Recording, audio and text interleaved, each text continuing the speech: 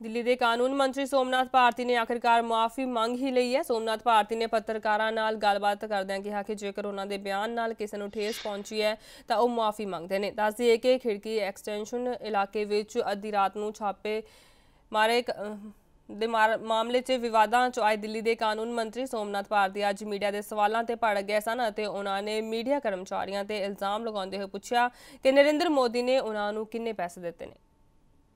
नहीं, मेरे स्टेटमेंट का वो मतलब नहीं था। और अगर जिस किसी को भी स्टेटमेंट से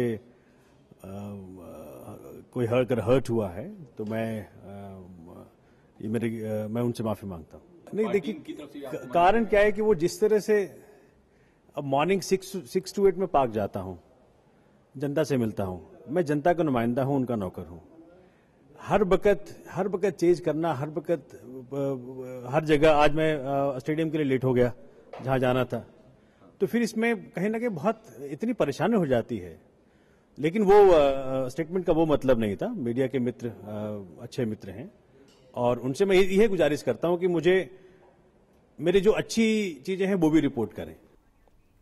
उधर पार्टी के इस बयान की कांग्रेस और भाजपा तो इलावा होरना पार्टियां ने एक सुर विच सोमनाथ भारती की आलोचना की है।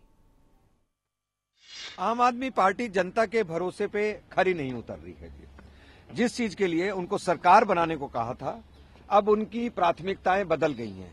वे बिजली पे, वे पानी पे, वो जन लाभ बिल पर, वे स्कूल पे, वो शिक्षा पे, वो लेबर को पक्का करने के ऊपर कुछ काम नहीं कर रहे हैं। उनको आगे की राजनीति करने की है। और जब इस दौरान के अंदर मैं समझता हूं कि वो ज्यादा इसलिए बौखला गए हैं क्योंकि इस समय उनके मुख्यमंत्री समेत मंत्रियों के ऊपर काफी आरोप आ रहे हैं। उन आरोपों के बारे में यही आम आदमी पार्टी कहती थी कि हमारे मंत्री पर कभी भी आरोप आएगा तो हम उसको उसी समय त्याग पत्र देने को कहेंगे जी। पर अब आम आदमी खास हो गई है जी। जिस वीआईपी की बात करते हैं, कल्चर की वो बात करते हैं, और जब वो बात करते हैं क्योंकि हमने कार नहीं ली, क्योंकि हमने बंगला नहीं लिया, क्योंकि हमने 10 लाख सैलरी नहीं ली, उसकी बात करते हैं। उनके बारे में मैं बताना चाहता हूं, उन्होंने गाड़ियों के वीआईपी नंबर भी ले लिए, उन्होंने गाड़ियां भी ले ली, उन्होंने बंगले भी ले लिए, उन्होंने सिक्योरिटी भी ले ली। और मैं समझता हूं उनकी सिक्योरिटी करने के लिए और पुलिस को ज्यादा खर्चा करना पड़ रहा है जिस तरीके वो एक्ट कर रहे हैं। मीडिया जब उनके साथ था तो बड़ा अच्छा था। अब मीडिया जो है जो वो चाहते वो नहीं बोल रहा, तो अब बुरा हो गया।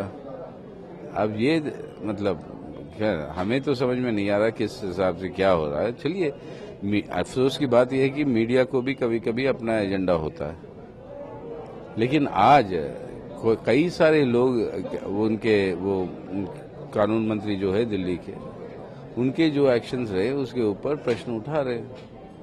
ये स्वाभाविक है जिस तरीके से घटनाएं घटी, और उसको जवाब देना चाहिए, ना कि किसी के ऊपर आरोप प्रत्यारोप लगाना। अगर आम आदमी पार्टी ये समझती है कि इस देश की जनता इतने आसानी से बहकाई जा सकती है तो मुझे उनकी सोच पर आश्चर्य होता है। जैसा जो करता है वैसे ही सामने आता है। मीडिया की स्वतंत्रता और मीडिया को हर पक्ष दिखाने का और अपनी राय देने का भी अधिकार है। तो मैं समझती हूँ जनतंत्र इससे मजबूत होता है जब उनको दिखाता है, उनकी तारीफ करता है तो प्रसन्न होते हैं, और अगर कुछ सच्चाई सामने रखता है तो नाराज होते हैं। ये बहुत ही मैं समझती हूँ अपरिपक्व उनका बयान है, जनतंत्र के लिए शुभ लक्षण नहीं है। और देश की जनता देख रही है कि किस तरह से लोकतांत्रिक मूल्यों का हनन इस सरकार द्वारा किया जा रहा है, इस पार्टी द्वारा किया जा रहा है, सरकार द्वारा किया जा रहा है दिल्ली में। वो ये भी देख रही है कि किस तरह के वक्तव्य जो गंभीर भी नहीं है, और जो कहीं ना कहीं बहुत ही हल्के बयान है वो इनके विभिन्न नेताओं द्वारा, मंत्रियों द्वारा दिया जा रहा है। खुद को सुधारने की कोशिश करनी चाहिए। भारती जी तो अपने पार्टी के लिए ही एक बहुत बड़ा एक समस्या बन चुके हैं, और मैं समझती हूँ उन्होंने बहुत जल्दी आप पार्टी का जो असली चेहरा है वो जनता के समक्ष प्रस्तुत कर दिया है। देश देख रहा है, आपको और हमें चिंता करने की आवश्यकता नहीं है। के कानून मंत्री, इनका तो पहले किसी ने नाम नहीं सुना था, स्पैमर करके ही लोग जानते थे। लेकिन आम आदमी पार्टी के योगेंद्र और बाकी सब लोग जो लॉजिक की बड़ी दुहाई देते हैं, वो अब क्या कर रहे हैं?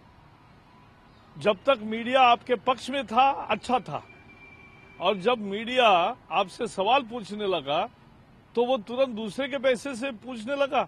मीडिया बेचारी एक ऐसी ऑर्गेनाइजेशन है जिसको जब लोग चाहते हैं उसका तारीफ करने लगते हैं, जब उनको दिखाया जाने लगता है, और जब उनके खिलाफ वही मीडिया जो फैक्चुअल बेसिस पे कुछ चीजें दिखलाता है तो उसी के वो मीडिया उनकी सबसे बड़ी दुश्मन बन जाती है। हम समझते हैं कि ये अप्रोच खत्म होनी चाहिए।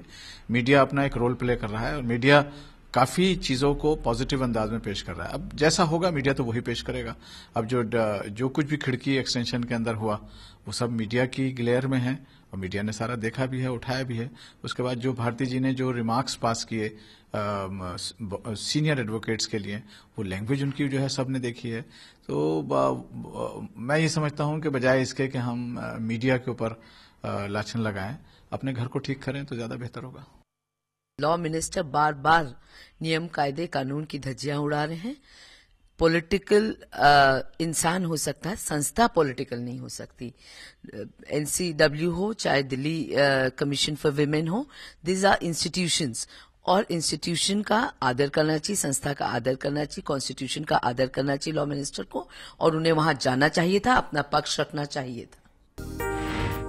खबरां दी दुनिया विच आओ, साडे नाल कदे भी ते कितों भी जुड़ो। आपां मिलांगे फेसबुक ते,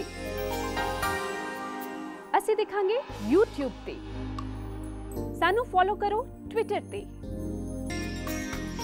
खबरां नाल जुड़े रहो दिन रात।